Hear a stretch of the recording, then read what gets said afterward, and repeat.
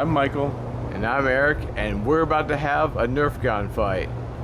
As you can see, I'm in a wheelchair, And I have a visual impairment. so he can't. So I've got the ammo here, so we just need to load up. Why it's still in the bag? Well, I just have to put it into the gun. Soak it in water? You're supposed to do that?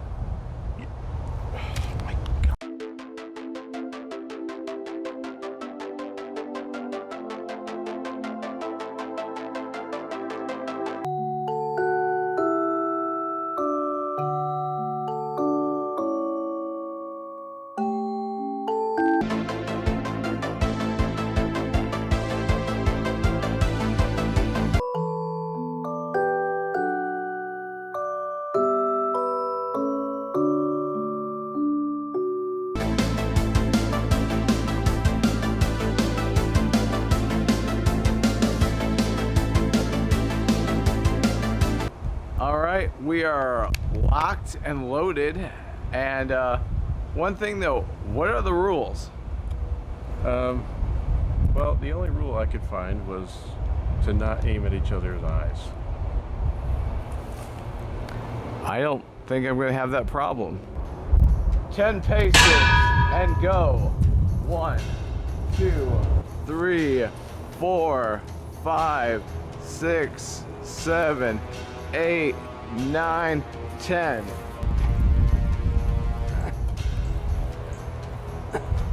All right, how about you just take 10 more paces?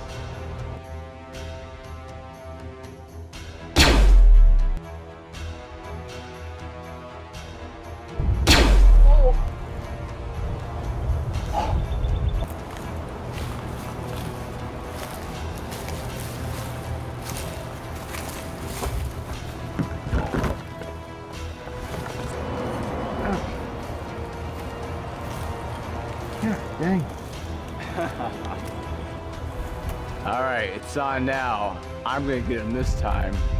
I'm gonna get him this time.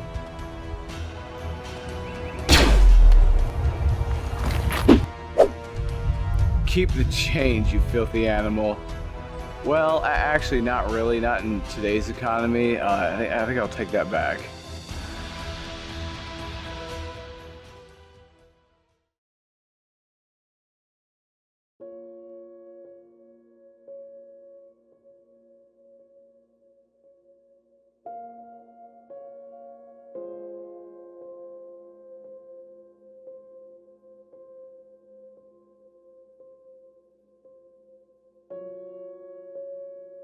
I feel cold.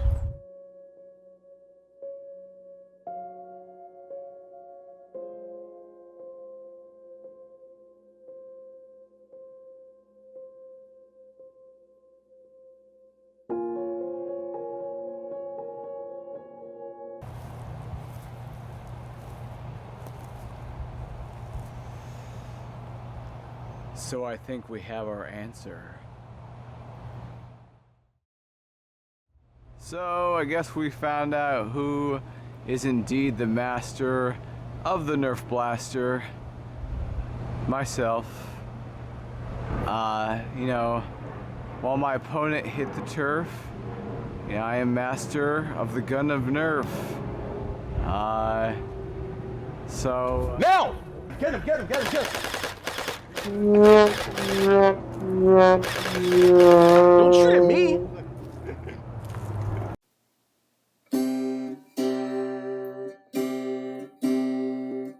Michael and Eric, just a couple of guys. We're like brothers of a different kind. Not by blood, but in rhythm and rhyme. My legs don't work, And I don't have sight. but together we are one person. Why, hello! This is the first episode of the Michael and Eric show. Yep, I'm Michael. And obviously I'm Eric, because I really don't have that many options left as far as like host names, because he took the first one. Also, that's the name that you were given at Yeah, birth. true. He agrees. He definitely agrees. Yes. Oh, Thank you. wow. This is That didn't Eddie take long. G. Eddie G, Mr. Q. You're clearly supposed to come later on, but he is all about the spotlight. So Hi, bud. yeah, hi. Maybe you can. He's actually no. He's actually not even a real cat. He's actually like CGI. It's AI cat. AI cat. Yeah, exactly. He's a robotic cat. Still eats like a real cat though. Hi. So Okay. yeah. So this is the show. Well, this thing is off the rails already. Yeah, off the rails. Okay. Off the leash, apparently. Yeah. So what is this show? yeah, exactly. What is this show? Tell them what the show is about. Well, the primary thread of the show is, well, we are big music fans. Yep. As Yeah, many agreed. people are. Yep. Yeah. And so what we thought was, and I particularly, not only am I a big music fan, but I'm also a follower of music charts. And so what we thought we would do for each episode is choose our top 10 favorite hit songs from a given year. And then each episode we do a different year. And for this first episode, we have gone with the year 1997. 1997 was a great year in music. And the reason why we've gone with 1997 is because that happens to be the first year that I began to follow music. It's the year that I discovered VH1 and MTV, started watching Rock and Roll Jeopardy. And yeah, basically, so he told me the year, and I was forced into picking songs from 1997. Yeah. Which is a good year, don't get me wrong. Mm-hmm. But that was, so what was the... We'll get to the other years eventually. Yeah, so what was the criteria for picking songs? So the criteria was for the niche community that follows music charts. You might know of Billboard magazine. So what I did was I looked at Billboard's year-end top 100 for 1997. And I also, because in the mid-90s, Billboard's chart rules only allowed songs, okay, bye-bye. Only allowed songs that had a physical CD single for purchase to chart on the Hot 100. So huge hit songs that only got played on the radio, such as No Doubt's Don't Speak and Matchbox 20's 3 AM, massive hit songs that we all know that got played on the radio, still get played on the radio, didn't make the Billboard Hot 100. And we didn't want to leave songs like that out. So I've also included the radio top 100, the pop radio top 100. But not just those lists. I also kind of decided that some of the songs that made the year-end list for 97 were actually either more 96 songs, or some of them were even more 98 songs. So I've kind of eliminated those, and we've kind of whittled it down to the purely 1997 songs. And we are so excited to share our top 10 picks from the year 1997. Correct. Why don't we start off with you? All right, so for me, number 10 is a clear pick for me. It's Mighty Mighty Boss Tones, The Impression That I Get. That is a great song. I mean, you gotta listen to it and notice the ska influence. You like that song, right? Right? I cannot express to you how much I hate this song. And I think that is such a happy upbeat. How could you hate that song? I think you did this to spite me, because No. I don't know. I can't explain it. It's very rare. Most of the songs, if I don't like them, I just don't notice it really, and they just fade into the background. It's very rare that I actively dislike a song as much as this. And I can't explain it. I just don't like it. I'm not a ska fan in general. No, So and, that's you know, a big he part of doesn't. it. He hates trumpets and music. So if you play trumpet, he hates you, which we're probably we're probably shutting a very, Yeah. very minute percentage of our audience right now. But Right off the bat. right off the bat, yeah. But I'm happy for you that that's your Thank choice. you. No, I do, and I respect my. Do you have any particular memories of that song? How you first heard it or anything? I actually remember liking it because my one of my friends in school burned it on like a CD of like songs he was listening to at the time, and that was my first exposure to it. And so I always liked the song. Okay. Was that sometime later? Because that seems early for CD burning. Or maybe I never heard it. It was in the early 2000s, so I never heard the song before until then. Okay. Yeah, I feel like a couple of my friends in middle school. I was not 9 years old in '97, by the way, just to get a feel for our ages here. But yeah, a few of my friends had that CD, and so I knew of the song then, and it was just not for me. But hey, we all have different tastes. Right, and apparently you just don't like trumpet and pop music. So And that's just something that's going to happen from time to time. Yeah. You get two different people with their lists. yeah, You know. and it's And to throw it out to you guys, you're going to find songs on here that you don't like. And then other times, there's going to be songs. please that you let us know in love. the comments. Exactly. There's Yeah. going to be songs that you love that you're going to be like, how did that not make your list? So, like Eric just said, let us know. Give us your feedback. Everybody's got their own taste. Everybody's got their own list. And so I guess I'll bring it to my number 10. Yeah, what's your number 10? And so I'm going to be honest. I actually didn't even know this song until we were preparing for this podcast. This song happened to land at number 100 on the Billboard year-end chart. So this barely made the cut by the skin of its teeth. And it is Ray J's Let It Go from his debut album. I believe this was also on the Set It Off movie soundtrack. But I've not seen that movie. No, so neither have I. yeah. But yeah, this was a song that, going through the list, listening to the few songs that I hadn't heard before. And I liked it on first listen, but then when it came time to actually making my list, I was like, well, no, that's too new for me. I don't know that song well enough. And then, I whittled our list down to like my top 36 or whatever. And I was trying to separate them out, top half, bottom half. And I got to like 17 and 18, and I had to place it. And I was like, okay, well, that's going to go in the top half. And then I got into my top 18, and I was like, you know what? No, I actually really, really like this friggin' song. So it's in my top 10. I can't stop listening to this song. And I'm sorry that I didn't know it at the time. I never heard it then. I certainly never saw the music video. But I think at this point, Ray J's probably more famous for another video. Yeah, definitely. And being Brandy's cousin. Brother, I believe. Actually. Brother? Brother. I think it's brother and sister.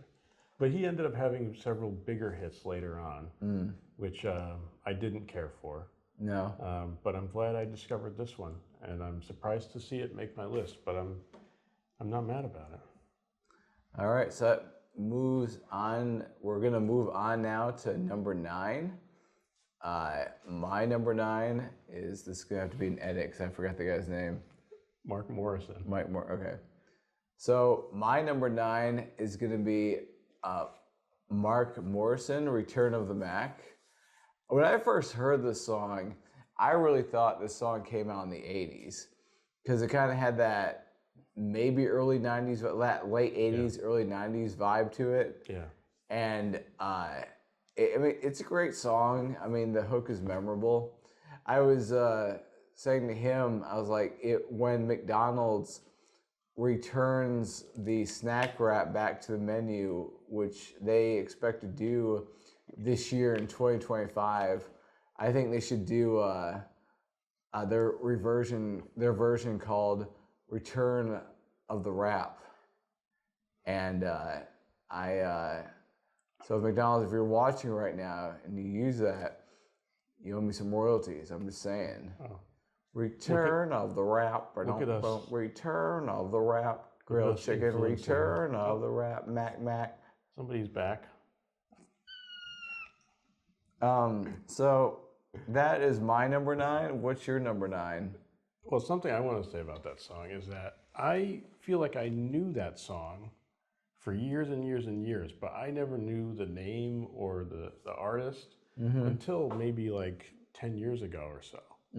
And like I heard it on the radio once, and I was like, oh, I haven't heard this song in a while. And because I started following music kind of later in '97.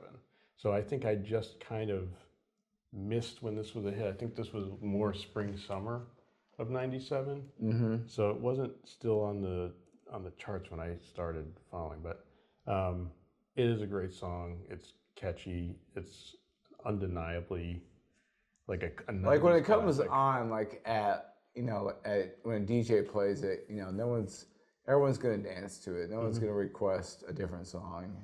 It's just a really, really solid Yeah, and 90s song. it's a shame that he's kind of a one-hit wonder, but he's had an interesting life since then, nonetheless.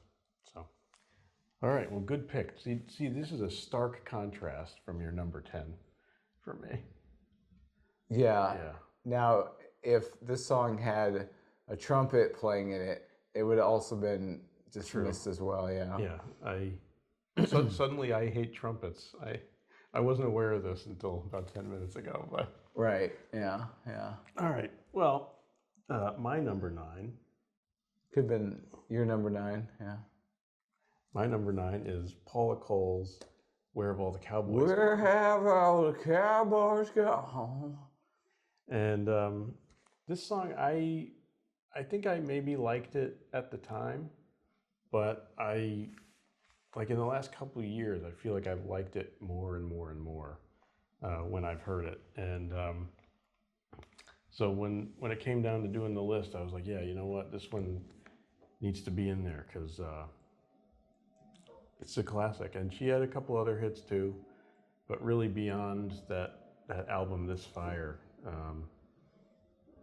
unfortunately, Well, couldn't stick around. the song itself is good because it tells a story.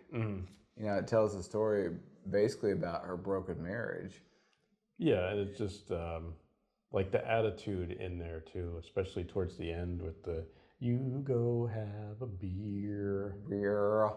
It's you can really feel what she's going for there, and also it could be a country song. I'm just saying. yeah, there's There's story elements like a country song could be. That's something I didn't really realize at the time. Oh wow, flying in is Eddie G again. Yep. And yeah, this is some great CGI we got going on here. Hi, bud. Wow, I'm actually a little surprised that he's not hiding or sleeping. Yeah, isn't this nap time? Yeah, but gosh, we're already not even the stars of our own podcast. Nope. He's gonna get more hits on his Instagram instantly before us. Hashtag cat videos. Yeah. Yeah, you could park it right there. Yeah. So, but last thing I want to say about this song, my favorite little tiny moment. You were saying it's kind of like a country song. Yeah.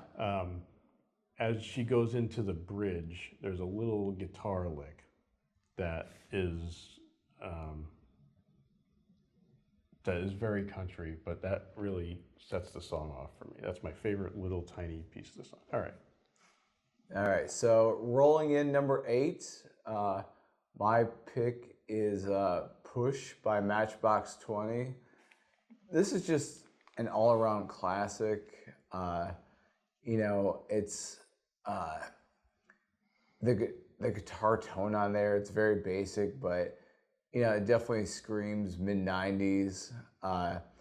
Probably not the biggest song, but one of their first big song. And my first big song, I remember when him and I went and saw them, Reese, a couple years ago.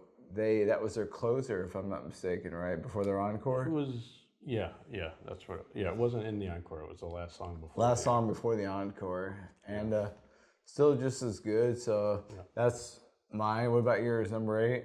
Yeah, I want to say, I don't want to say too much about that song because it's possible that that's on my list also. Oh, okay. All right. So I may reserve my All right. thoughts. Go for it. All right. But my number 8 is Erykah Badu's On and On from the classic neo soul album Baduism. Yeah, I personally have never heard that album. Yeah, this is another one where like it's kind of grown on me over the years. I remember seeing the music video a few times back then, and I liked it, but it was a song that I didn't hear too much, so I kind of forgot about it for a long time. And then maybe again about 10 years ago, while kind of revisiting old music charts, I found this song again and was like, oh yeah, this song is great. This song is amazing. And she's amazing. And again, over the last couple of years in particular, I've grown to really respect her more and more. And yeah, this just had to make my list. I know it's not my usual fare, I would say, but I love it. And yeah. I don't know, honestly don't know that much about her, so I will refrain from I did hear the song before. The song is good, but like I said, I don't know that much about her. So Yeah, she had some other great songs, big hit songs over those next few years. And while I like most of them, I'm not sure, just off the top of my head, I'm not sure that she'll be making another appearance on one of my lists. So yeah. I'm glad she got onto this one. So before we continue, I just wanted to bring something up. So, you know, I talked about my chart watching life, and people will say, well, like, who cares? Whatever. Like, why, you know, why would anybody listen to you? And I don't have any reason for you to listen to me at all. But just to show that this love of the charts and music is legit, I wanted to show something. The last time that my mother came to visit here a few months ago, she brought down a giant cardboard box of my old notebooks. And I have a few of them here. And so I just wanted to show. So here's a chart, here's a notebook. I don't know if you can see, but we've got the Fray at number 1 and Daniel Powder at number 2. So this is in the 2006 range, I believe. I've got some top 10s here, another top 10 list from 1998 with like Sarah McLachlan and Sugar Ray and stuff on there. And even further on, we've got one with Katy Perry and who we got, One Republic from 2011. And there is an entire box full of these notebooks because this is all I freaking did in the days before smartphones and tablets. I wrote my little charts in notebooks day in, day out. And I remember I would watch Rock and Roll Jeopardy on VH1 as a 12-year-old, whatever, and I would win every single episode. You know, theoretically, I wasn't actually trying to buzz in or anything. Who hosted Rock and Roll Jeopardy? Jeff Probst, the Survivor guy. Oh, Survivor guy. Pre-Survivor, Jeff Probst was the host of Rock and Roll Jeopardy on VH1. And so I would sit there watching VH1 as a 10, 12-year-old, just wishing that I was on Rock and Roll Jeopardy and destroying a bunch of adults in music trivia. And then having VH1 hire me as a VJ and being the host of their top 10 countdown. None of this happened, obviously. Yeah. But we're finally doing it in a way here. Yeah. So in some ways, this is a lifelong dream come true. There we go. Which brings us to number 7. Number 7. So My number 7 was "Where's the Love" by Hanson. Mhm. Now, people always tribute Hanson to Bop, and I personally can't stand that song. From that album, I've always liked "Where's the Love" a lot more. Mhm. It's a better song. You know, it's kind of 90s hippie vibe to it. You know, "Where's the love?" Mhm. So I always enjoyed that song. Uh, you know, Hanson still tours today. Mhm. They really, obviously, that was the peak of their success. So that Right. first album or two, Mhm. really their first one. Yeah. And so I've always enjoyed that song. It's a fun song. If you haven't heard it or haven't heard it in a while, check it out. Mhm. So that's my 7. Which Yeah. which Well, your well, Hanson very unfairly is often considered a one-hit wonder for Umbop. yeah. People forget about this song. They had several others in that time period too. Obviously, Umbop was by far the biggest hit, but and people gave them a lot of crap because they were literally kids. I've always liked that song. This time around. Yeah, right. Yeah, Yeah, that was from what, 99, 2000, Yeah.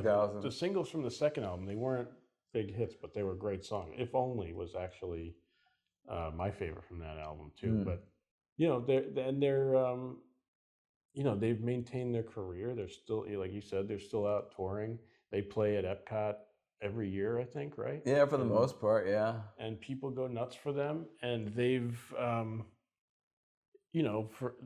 they've had relative seemingly normal lives. I mean, you never hear about them in the news. You never heard about them getting into trouble or anything, and they've just kind of kept on going. So I think they should do a collab. I think the Hanson brothers and the Jonas brothers should do like a collab and make a song. yeah, that would be I good. wonder what the outcome would be on that one. Right. So Yeah, Jonas Brothers suck though. That's the only difference. but- maybe it'd be better with Hanson. I don't know. Yeah. Hanson. They should do a whole album, Hanson Jonas. Mhm. Well, we need to start that campaign and get them in the studio together. Joe Hansen. Joe All Hanson. of that. There we go. Okay. All right. What's your 7? What is my number 7? My number 7. Okay, this is a classic. My number 7 is "The Freshman" by the Verve Oh, Pipe. yes.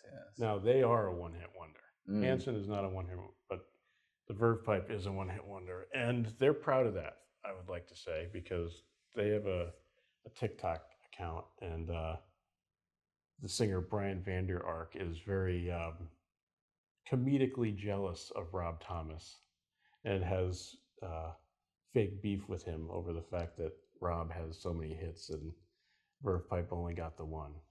But boy, if you were gonna have one hit, this was a song to do it.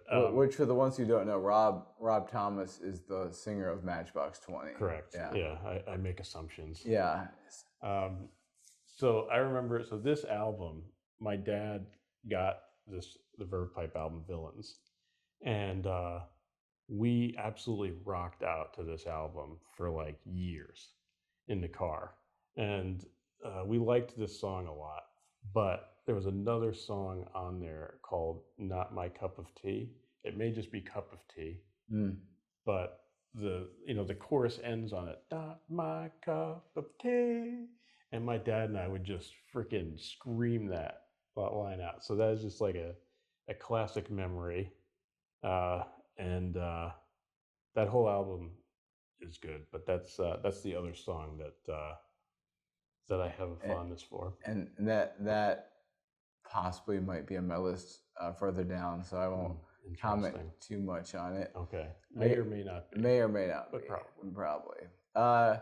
So I guess we're gonna roll into number 6. So number 6 for me was "How Bizarre" by OMC. This is another song to me that really kind of captures that time period. Mhm. I mean, lyrically, it's kind of simple. It's not deep, but the intro little acoustic guitar riff is just, it's so basic, but it's just so it hooks you. Apparently the band is from New Zealand, and one of my coworkers at work is from New Zealand, and she was saying like that everyone in New Zealand knows that song. Like if you go into a pub or something, more often than not, they're going to play How Bizarre by OMC. And it's just, I consider it a 1990s staple. It's a classic song to me. Yeah, it's very, very summery, very light and breezy. And this was right as I started watching the charts. This was on there. So this was definitely one of those first songs I remember. Yeah, good song. I don't think it's going to make my list, but it is a good one. All right. Well, unfortunately, the singer passed away. No, I didn't know that. Yeah, back in 2010-ish, something like that. So, not to bring the party down, but at least he made his mark on the world with How Bizarre. Hopefully, they'll find a new lead singer. Maybe Sammy Hagar will sing for him. I don't know. All right, what about you? What's your number 6? My number 6. Now, this is one, before I started making the list, I could have absolutely guaranteed you that this was going to be in my top 5. And it's number 6. So that shows you how stacked this year is. And it is the Wallflowers, One Headlight. Ah, yes. This is another one of those songs that didn't chart on the Hot 100 on Billboard. But it was a massive radio hit. And so this is, a great example of why I chose the criteria that I did, because this song, you can't leave songs like this out. So anyway, this is another album that my dad had, another great album with several other great singles from it. But this was kind of the biggest one, and certainly the best one in my opinion. And we almost saw them. So, right, because they were supposed to open for Matchbox 20, I think, right? Oh, yeah. They're supposed to open for Matchbox 20 in 2020. Right. But then that concert kept getting postponed for like two years, 2 or 3 years. Because of COVID, so they kept postponing it. And then Matt, what's his name? Matt. Who, Jacob Dylan? Or no, who ended up Matt Nathanson. Matt Nathanson ended up opening for Matchbox 20. So the concert that we were supposed to see in 2020 didn't actually happen until 2023. And at that point. Yeah. But Matt Nathanson was good. I'm not too familiar with a lot of his songs, but he was good. He was good. Would have preferred to see Wallflowers, but it's what it is. And someday I still would like to. Yeah. So Jacob Dylan come to Orlando? Right, exactly. We're in Orlando, by the way. Yeah. We didn't say that before, but yeah, we're saying it now. So I guess we're gonna roll. I guess we're gonna do our top 5. Yes. Hey folks, Michael here. We're at the halfway point of the video. Thank you guys so much for watching. Just a quick reminder to like, subscribe, and leave a comment on our page if you're enjoying the video so far. And also check out the links in our profile so you can see all of our other platforms. We got Facebook, we got Instagram, and a few other things on there as well. So check that out and get ready for the top 5. Hope you enjoy. So we have reached our top 5. We've made it this far. And more impressively, you've made it this far. True. I normally would be like passed out by now. I'm talking about the viewers. Oh. But continue. Yeah. So we're... Sorry. No, we're fine. So top 5, hashtag awkward. So my number 5 pick for top song of 1997 is Tub Thumping by Chumbawamba. And another iconic, just 90s song in general. It's very like memorable. Like it just you listen to it, it just sticks with you. Like every time I hear that song, it's stuck in my head all day. Actually, I don't even think they say the words thumping in the song, do they? No, I don't No, think so. no. And that was actually the name of the album too, Tub Thumper. Tub Thumper. And I listened to the album. From what I remember of the album, all the other songs are so much different from that song. Like, I'm not sure if I've ever listened. that was clearly the single choice. That one. My friend in high school actually had the album. So I listened to it much later than when it came out, because I listened to it in the early 2000s. But when I was listening to the album, I'm like, yeah, I could see why if you were gonna pick a single, this would be it. And I think they were primarily more of an independent band. I don't think they wanted a lot of mainstream success. Yeah, they had absolutely no intention of being popular at all. Their whole thing was about, like, they're all anarchists. I think it's like there's like 20 members of the group Chumbawamba. Is there? Wow. And they're extremely political and anarchist and stuff. So I don't know how happy they were to have a big hit like that. Right. But they got one nonetheless. And you know what? The single after that was great too, called Amnesia. But Yeah, I mean, I'm not familiar with that. yeah, it wasn't that big, and it's no surprise that they were a one-hit wonder. I don't remember them coming out with another album after that. I'm sure they did. Yeah. But yeah. So next time you're pissing the night away, just think of that song. Yeah. Well, that'll probably be me tonight. Yeah. All right. So my number 5 is kind of an offbeat pick, maybe not. It's Elton John's "Something About the Way You Look Tonight." I love this song. I know Elton John is a legend with 50 plus years of hits, but this is probably my favorite Elton John song.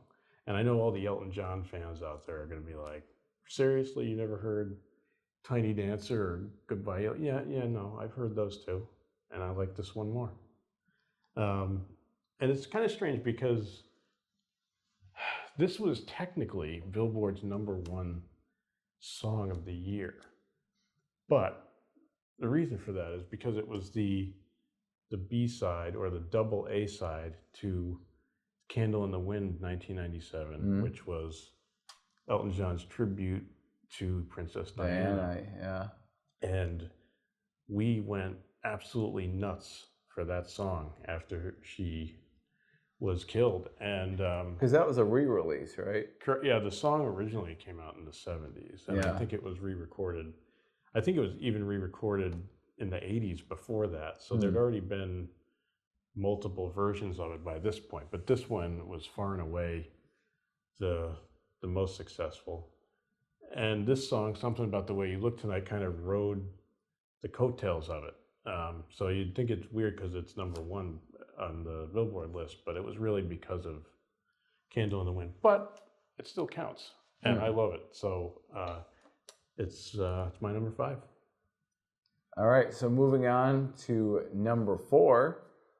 My number 4 pick is going to be, I'll say Biatch, because we kept it clean as far as language goes thus far. So it's Biatch by Meredith Brooks. This is another, just like your Paula Cole song, this is one of those like mid-90s women empowerment songs. The hook is memorable. I believe she's also a one-hit wonder. Yeah. I just, it's, that, like, there's a story behind it, and the hook is just memorable. It's just a really good, solid, like, I would say pop rock song. So, very memorable. You got any? Yeah, I mean, it's definitely a classic. This is one when I was sitting down to do this list, as if I actually sat down. I was already sitting long before. Yes. I thought this would be in my top 10. I really did. And I don't think it even made my top 15, but it's still a great song. That's, again, another example of how stacked this year was. And again, she's another one-hit wonder. She had a great second single, though, a song called "What Would Happen." and but unfortunately it wasn't a very big hit. No. And yeah, I don't. Beyond that, I don't even remember the follow-up album or anything. So, Mm. but another one that left her mark, even Yeah. if it was Yeah. fleeting. She probably still even tours. Yeah, so. she was part of that whole like Lilith Fair group. So Oh, yeah, with Melissa Etheridge Sarah and McLachlan, Sarah McLachlan. Paula Cole, Sheryl Crow, Jewel, all of them, Indigo Girls. So yeah, remember Lilith Fair, everybody? Comment if you remember. Yeah. So what was Good your choice. what was your number My 4? number 4. All right. Bear with me on this one. Spice Girls. Two Become One. I don't care what anybody says. I freaking love this song. It's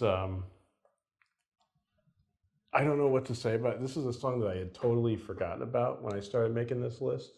And then as soon as I saw it on the Billboard year-end list, I was like, oh yeah, no, that's an easy top 5. And here it is at number 4.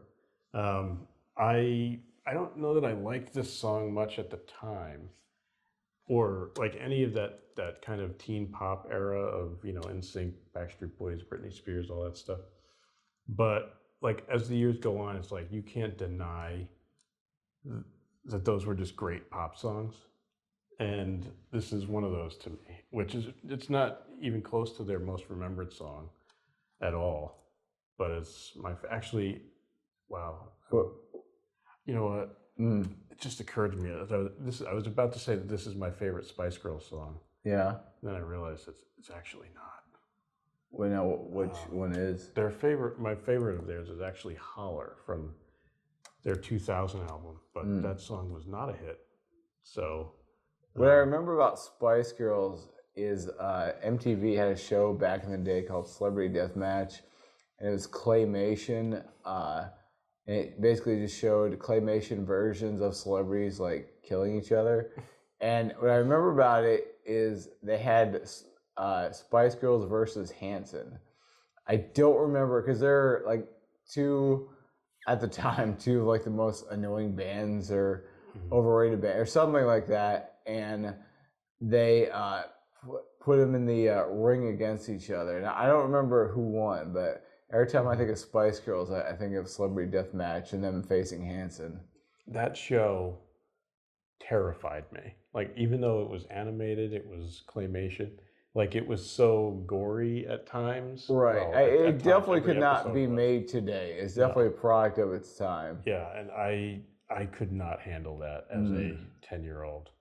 The other thing I wanted to say was my uncle at this time was working in the UK. And so he lived there with my cousins, you know, for a few years. And we got to go visit them there a couple times. And I want to say, I don't know if it was the first or second year, because we went in 1998 and 99. And either one of those 2 years, we all sat down and watched the Spice Girls movie, Spice World. And that's one of the worst movies of all time. I bet. So, yeah. I know the only thing I know about it is that Meatloaf is in it. He's like the driver or something. I don't remember that. Yeah, But that's all I probably true. know.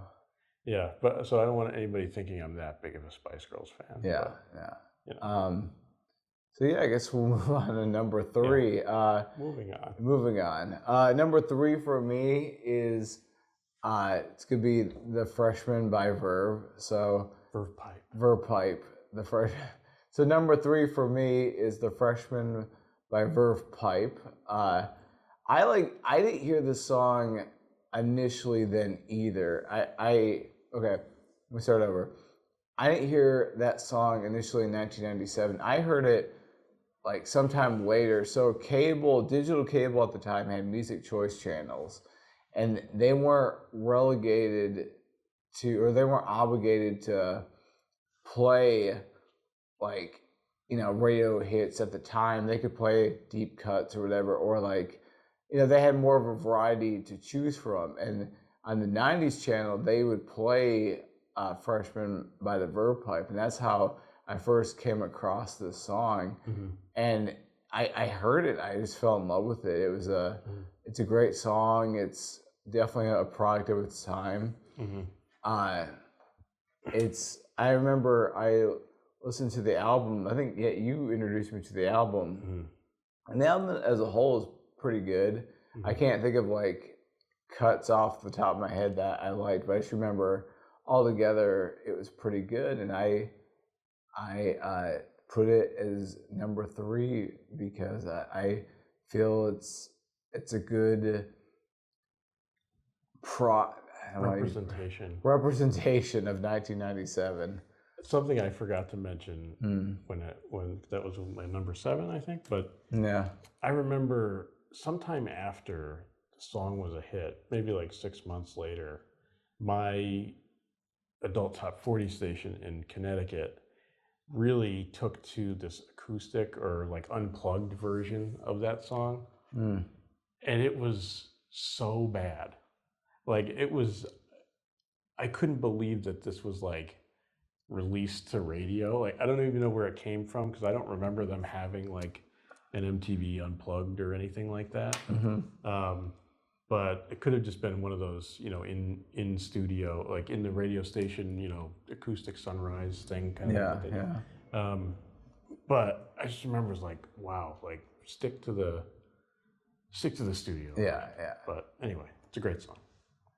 And what's coming in at your number 3? My number 3, we were just talking about Lilith Fair a few minutes ago. My number 3 is the founder of the Lilith Fair, Sarah McLachlan, with the first single from her album, Surfacing, which is one of my favorite albums of all time. The song is Building a Mystery. I just love this song.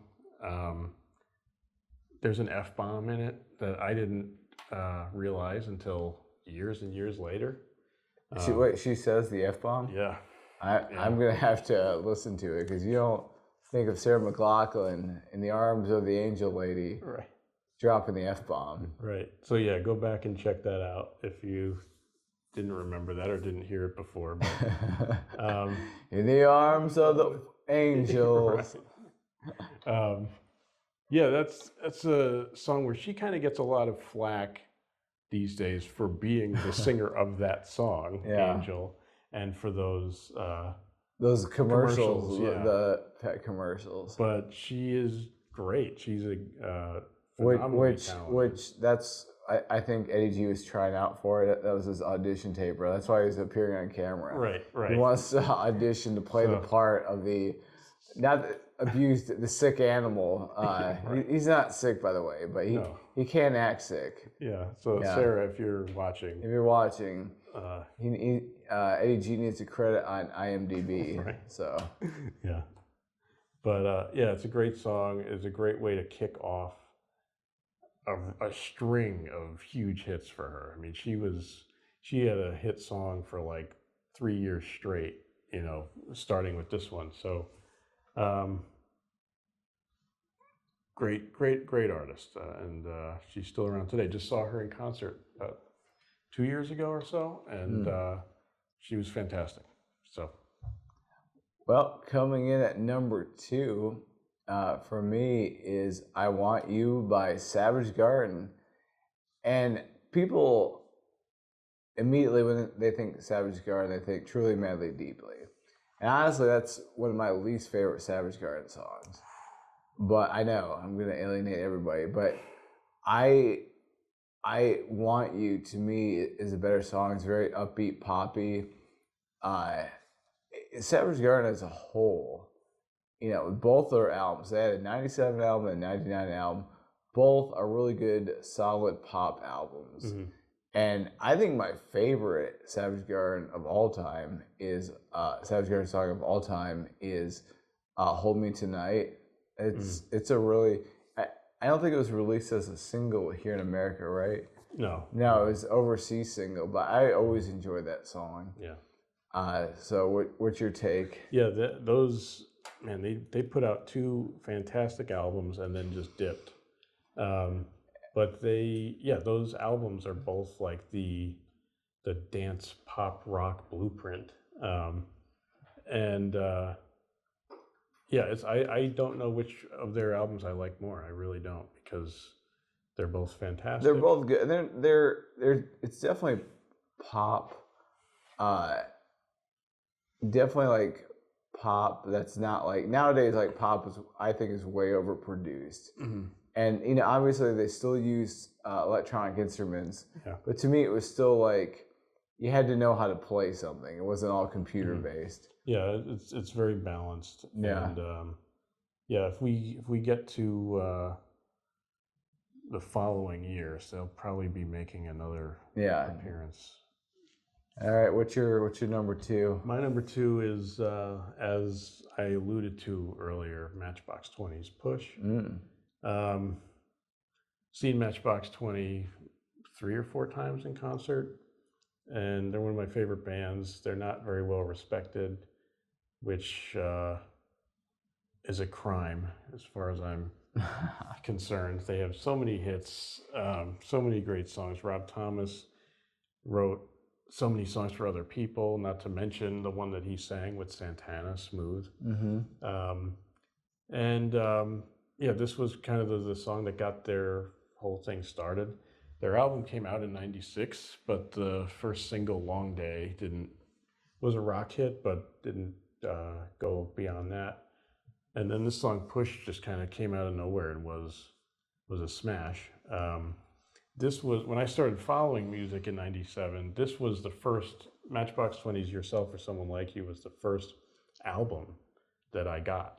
I had I was a Beatles fan before that, so I had some Beatles albums, but in terms of, you know, contemporary music, Matchbox 20's album was the first one that I ever got. And I remember that Thanksgiving, my parents and I, we were driving down to Washington, D.C. for like a Thanksgiving trip.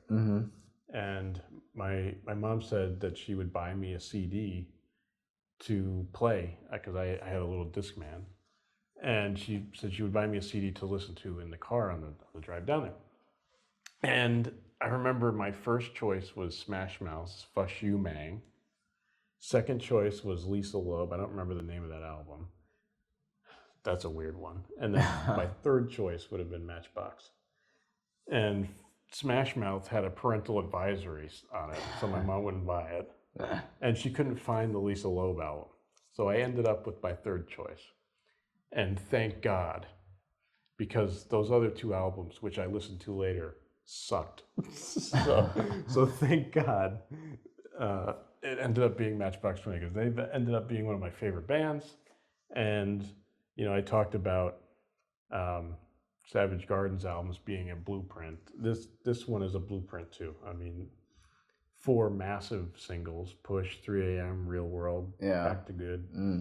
Sold 12 million copies. I mean, they are such a forgotten band to have been so successful. Yeah, they are very forgotten. They do a good live show, so if you ever get a chance to see them in concert, check them out. And even they still put out new music.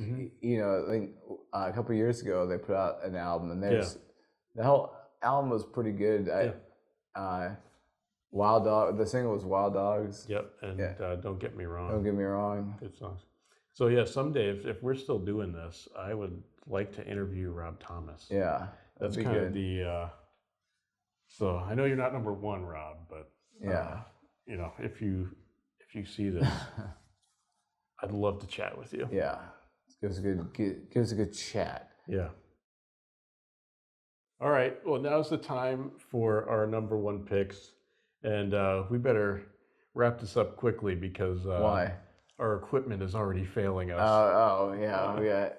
Gotcha. All right. I don't know. I think I may look a little different than I did a minute ago. Do you? I can't tell. All right. So, my number 1 pick for 1997 is "Send Me Charmed to Life" by Third Eye Blind. Now, I never heard this on the radio when I first heard the song. I listened to it, I believe it was Now That's What I Call Music, Volume 3. Remember the Now CDs? I do. Yeah, like the ultimate stocking stuffer. I think, if I'm not mistaken, they might actually still be going. Yeah, I could believe it. There's probably now that's what I call music CD collectors out there. But I like this. I like the band. You know, for the first album or two, you know, they were really good. They're definitely product of their time. They released music later on I thought was decent, but not to the level of Semi-Charmed Life.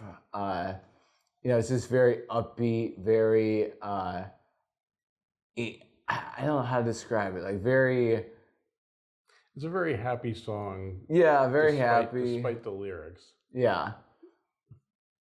But That's my pick, and I'm sticking to it. okay. So Yeah, I don't have much to add to that. I'm not he's not Third Eye Blind fan. not the biggest No. Third Eye Blind fan, although I have seen them live.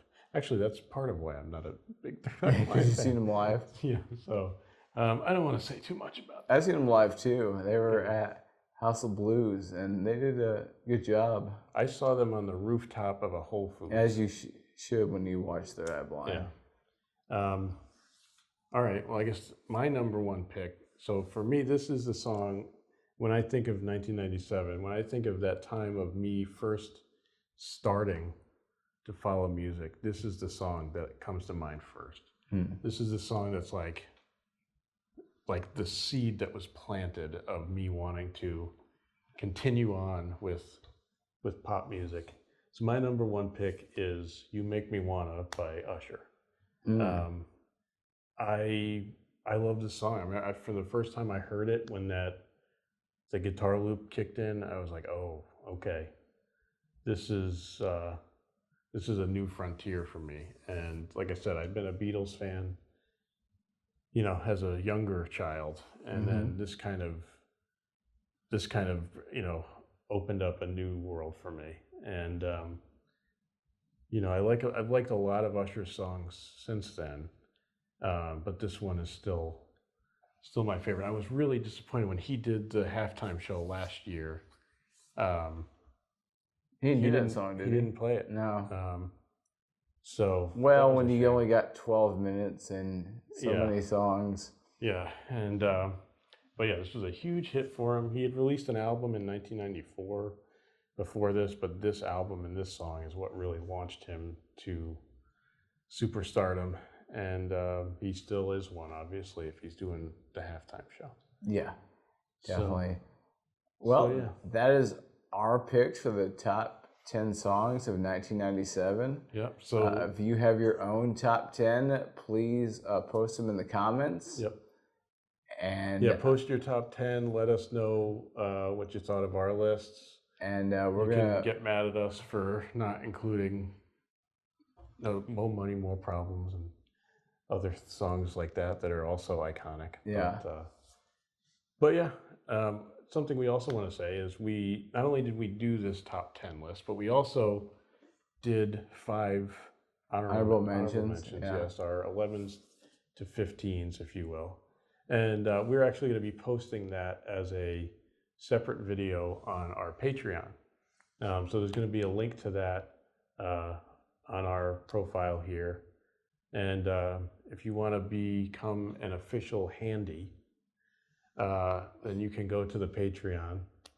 And if you want to donate a couple bucks to us there, you'll get our honorable mention video as some bonus content. right. And we'd really appreciate it if you did that. But even if you just watch the video here, And that's more than we could ever ask. and always remember to hit the like button. Yeah, subscribe. like, subscribe, Hit leave the like comments. button. Yep. Yeah, And thank you. yeah. Thanks for watching.